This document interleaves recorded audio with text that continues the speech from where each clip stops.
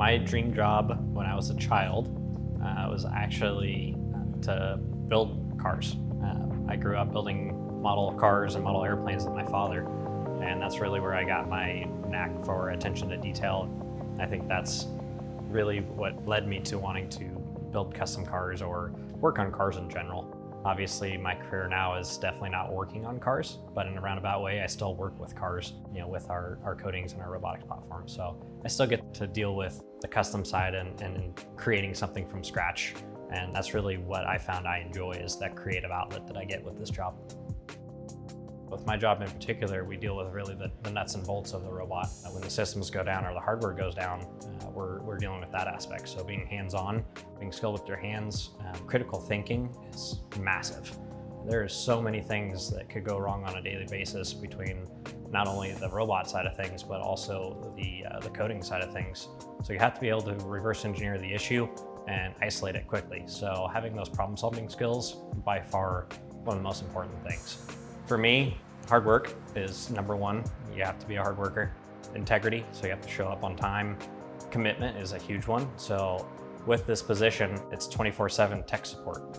So I might get a phone call at 2 o'clock in the morning from someone in Japan needing help with their robot. So you have to be willing and able to hop on that call while you're potentially still in your pajamas and help that customer out. So, or you might have to hop on a plane and end up in Ohio the next morning to go and fix a robot. So it's really critical that you have a passion about what you're doing here, because there's a lot of fluid movement happening all the time with managing 52 robots. You can have a few issues here and there that you may have to pivot quickly.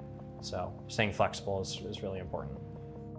What I love about my job most is the challenging aspect of dealing with different issues throughout the day. I may get a customer that calls at 4 o'clock in the morning with a broken robot, and we have to quickly work as a team to figure out a resolution to get that customer back up and running.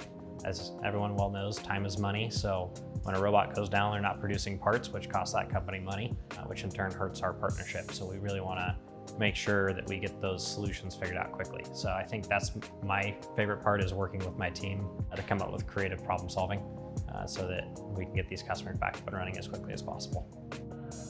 Someone who wants to get into robotics, I would definitely recommend that they pay close attention to programming, computer skills, application, applying yourself. It's a lot of fun. It's definitely interesting learning the language of the robot. Definitely speaks a different language than you and I would normally having a conversation. So getting to learn them and understand how they work, the algorithms they use, the coding that they use to get from point to point it's really cool to learn. It's something you can definitely apply to different things in life as well. It's pretty interesting what you can learn from a robot on your day-to-day duties. So the way I describe my career journey is pretty steady. Honestly, from a young person, I really knew that I wanted to work with my hands, and that was something that I feel very fortunate for and I'm really lucky for, because not a lot of kids get to figure out, and even adults get to figure out what they want to do. I knew I wanted to work with my hands and challenge myself to create or build something. So being able to apply myself and see the doors that were open to me and trying to take advantage of that as much as possible to get myself where I'm at was really pivotal. So, moving on from high school to technical school into my first job, it was just a really smooth ship, because I listened to the advice that all of the people around me that cared about me, and it really helped me get to where I'm at. I think it's really important that you listen to the people that do care, and there's a lot more out there than you think there are. You just have to listen.